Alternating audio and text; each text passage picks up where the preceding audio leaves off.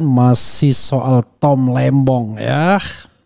Rupanya Tom Lembong pernah mengaku menyesal menjadi bagian dari pemerintahan Presiden Jokowi. Artinya dia dia bikin masalah ya. Oke, coba kita lihat ya. Ini Tom Lembong di atas mobil komando. Dia ngomong setelah saya ngomong atau sebelum saya ngomong ya?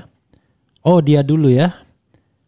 Dia dulu, saya dulu kalau nggak salah ya, baru Tom Lembong. Ini demo tanggal 21 Agustus ya. 22 Agustus ya itu demonya ya, 22 Agustus. Rencana pengesahan RUU Pilkada ya. Coba kita bacakan ya. Sebelum dijebloskan ke penjara, Tom Lembong pernah ungkap penyesalan pernah gabung pemerintah. Oke, kita lihat ya. Jadi Tom Lembong sebenarnya bukan seorang orator ya, tapi seorang yang mempesona pastinya. Oke,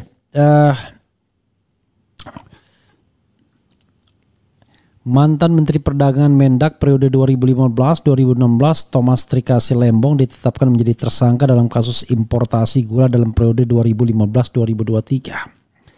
Ada yang sempat mempertanyakan salahnya di mana ya. Nanti kita akan telaah lebih lanjut surat atau kasus posisi kasus dari Mahkamah Agung ya. Penetapan tersebut dilakukan Kejaksaan Agung. Penyidik Jaksa Agung Muda Tindak Pidana Khusus Jampitsus mengungkap bahwa Thomas memberikan persetujuan importasi gula kristal mentah. Ini sebanyak 105.000 ton kepada PT AP, kemudian gula kristal mentah tersebut diolah menjadi gula kristal putih. Sesuai dengan keputusan Mendak dan Memperin nomor 257 tahun 2004 yang diperbolehkan impor gula kristal putih adalah BUMN. Ini kristal putih, tapi kristal mentah dia, kata Direktur Penyidikan Jampitsus Kejagung Abdul Kohar di Kejagung Selasa malam. Nah ini yang jadi masalah. Yang di BUMN ini kan gula kristal putih, kalau kristal mentah gimana? Pihak Jampitsus mengemukakan Thomas Lembong ditetapkan menjadi tersangka dalam kasus importasi gula berdasarkan persetujuan impor yang dikeluarkan dengan tidak melalui rapat koordinasi dengan instansi terkait. Jadi sobat era sekalian, kebijakan nggak bisa dikriminalkan. Kebijakan bisa dikriminalkan kalau ada niat jahat, ya. Misalnya niat jahat untuk menguntungkan baik orang lain maupun diri sendiri. Nah itulah yang namanya korupsi. Kalau memang sekedar kebijakan dan itu berbeda kebijakannya antara satu menteri-menteri lainnya, itu nggak bisa dikriminalisasi, ya. Tanpa adanya rekomendasi dari Kementerian Perindustrian guna mengetahui kebutuhan real gula di dalam negeri katanya. Meski begitu, jauh hari sebelumnya Thomas Lembong pernah mengungkapkan rasa penyesalan pernah menjadi bagian dari pemerintah Presiden Jokowi. Pernyataan itu pernah diungkapkannya saat menjadi bagian dari tim pemenangan pasangan Capres-Cawapres Anies Baswedan Muhaimin Iskandar ya. Saya punya rasa nyesal yang lumayan besar karena saya pernah menjadi bagian dari pemerintah katanya kala itu. Thomas Lembong sendiri pernah mengisi posisi Menteri Perdagangan Mendak pada kabinet Jokowi Yusuf Kala kurang dari setahun mulai 12 Agustus 2015 hingga 27 Juli 2016. Nah ini cepatnya dia berhentikan itu juga tanda tanya ya. Ada dua kemungkinan, nggak bisa kerja atau terlalu lurus biasanya. Kemudian menjabat Kepala Badan Koordinasi Penanaman Modal BKPM sejak 27 Juli 2016 hingga 23 Oktober 2019 ya. Karena paling tidak dia bergabung dengan pemerintahan selama satu periode jabatan hampir ya. Penyesalan tersebut diungkapkannya karena strategi yang dijalankan dalam membenahi ekonomi Indonesia tidak sepenuhnya berhasil, bahkan gagal mengembangkan ekonomi di Indonesia. Ya. Salah satu indikatornya ekonomi gagal adalah pertumbuhan ekonomi yang selalu di bawah rata-rata target ya, bahkan secara agregat tidak lebih baik dari masa SBY.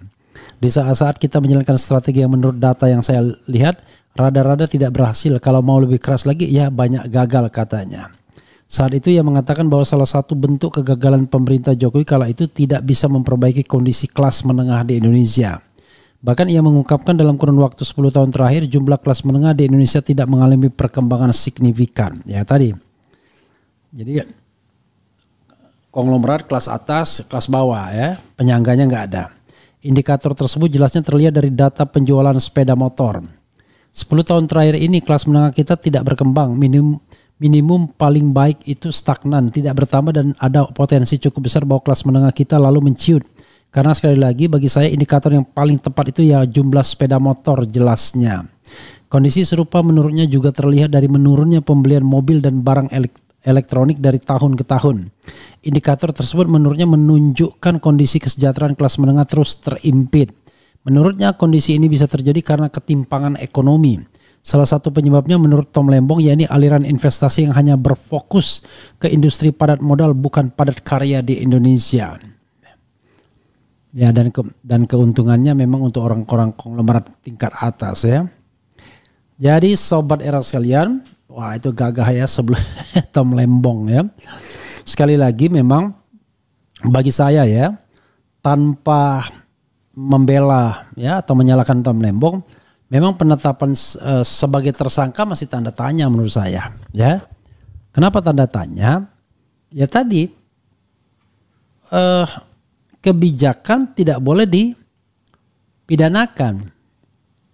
Lalu kebijakannya pun apakah benar-benar salah atau enggak? Karena kan yang dilarang tadi impor gula apa mentah gitu ya, bukan gula putih gitu. Jadi ada hal-hal seperti itu yang menurut saya memang perlu diluruskan lagi. Nah sekarang memang tinggal mau dicari di otak-atik ya. Ada nggak aliran dananya ke Tom Lembong? Harusnya sebelum adanya aliran dana ya dia nggak bisa ditetapkan sebagai tersangka. Orang kok tersangka? Karena kebijakan itu gimana? Kalau kebijakannya itu salah ya itu adalah sebuah kebijakan yang katakanlah bisa dikoreksi oleh presiden atau dikembalikan pada kebijakan yang benar. Kok orang salah kok dikriminalisasi kalau salah kebijakan ya? Yang dikriminal itu adalah orang yang jahat yang ditangkap harusnya ya. Kalau kayak Firly ya itu jahat namanya menerima suap. Tapi Tom Lembong belum terbukti kalau dia menerima suap. Ini mohon maaf ya, belum terbukti, bukan berarti tidak terbukti. Jadi kita harus adil sama orang. Di dalam dokumen itu nanti kita bacakan setelah ini ya, dokumen yang dikeluarkan oleh Kejaksaan Agung itu di mana salahnya Tom Lembong.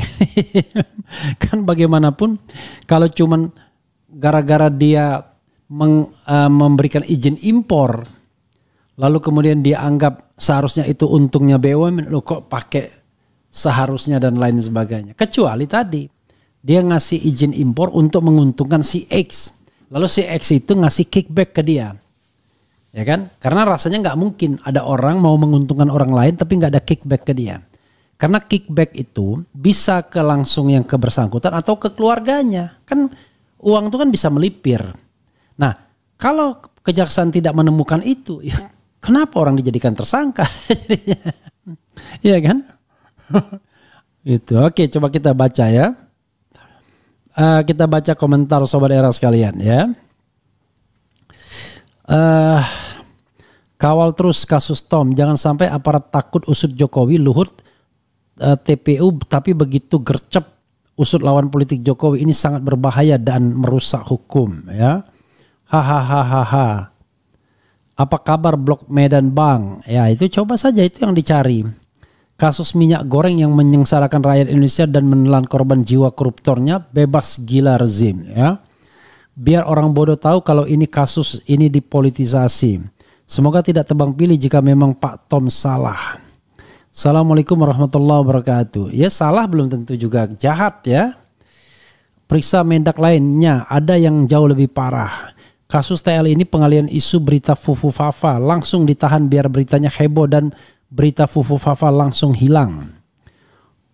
Opa Tom Lembong harus dikawal masyarakat. Bang, yang komen sekarang sepi buzzer pada sibuk buzzing di debat pilkada Jateng dan Sumatera. Wah kakak kok gitu ya. Makanya oke.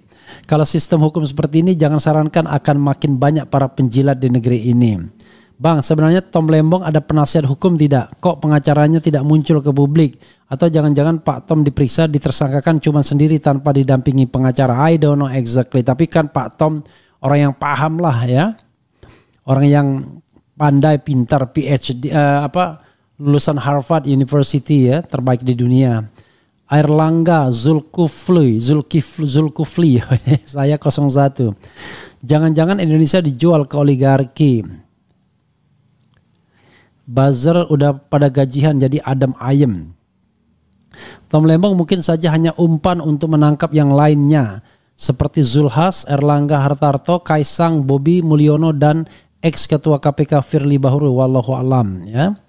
Biasanya banyak buzzer yang buzzing di sini, kiriman kubu sebelah wakakak.